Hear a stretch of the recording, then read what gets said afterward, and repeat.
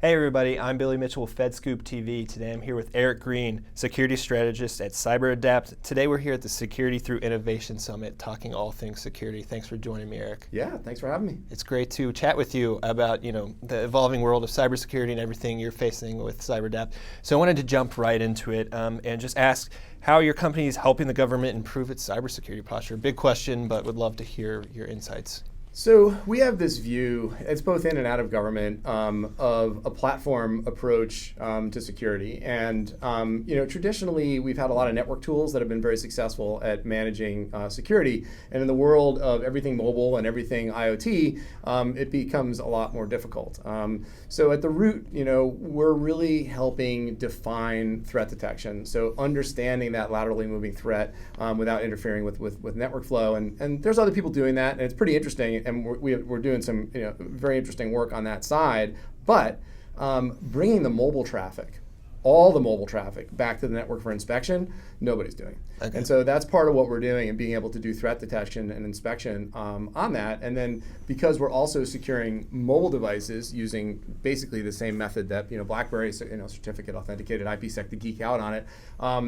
We find ourselves, as much as we're in these K-12 school environments where we can make sure these devices are secure, so be it with law enforcement where there's a laptop or something so they can access the criminal justice information system and stuff like this.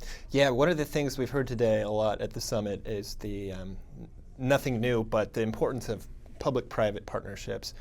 So just curious to hear from you why those are important and if there's any ways that we could better mature or improve those. So I think it's critical, and it's interesting because Canada has a whole bunch of new sort of private threat type relationships that are out there in private-public space, and I think we need to learn from our successes. If you look at, most would argue that, for instance, the financial services ISAC, was wonderfully successful and something to look at. The multi-state ISAC is also something that's been very successful. And they've been successful because there's a level of trust in the group to be able to equally share information, which has been a problem across all of our sharing networks because everyone likes to consume, but no one likes to give. And I think that's where we got to get over. Yeah, that makes sense.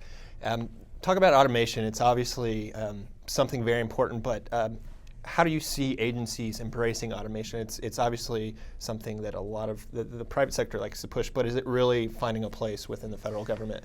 I mean, this morning was a great opening. The gentleman from McAfee, so Robert Nye, I think was his name, right?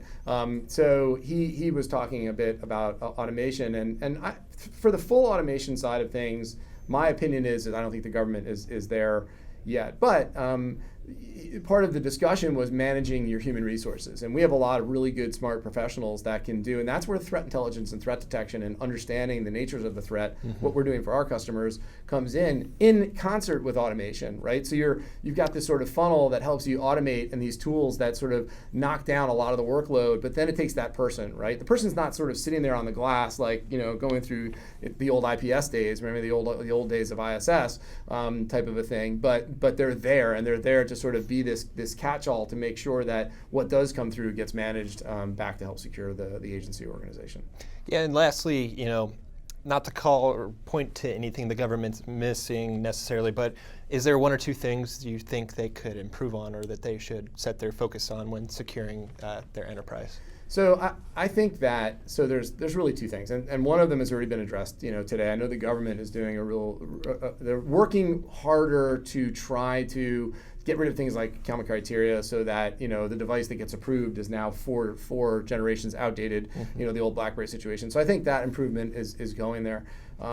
From the mobile and threat standpoint, there's still a lot of also rans. They're sort of going with the same stuff, the same vendors, and I'd like to see certain things open up. We were early on in there, talking IPsec and showing how certain things could be done with mobile, and the next thing you know, people are still using TLS and SSL, and I think that there's a place for everything, and I think that comms needs to be looked at for mobile again. Yeah, absolutely great. Thanks for joining us, Eric. It's been a pleasure chatting with you today. Great, thank you very much. I'm Billy Mitchell of FedScoop TV. Thanks for watching.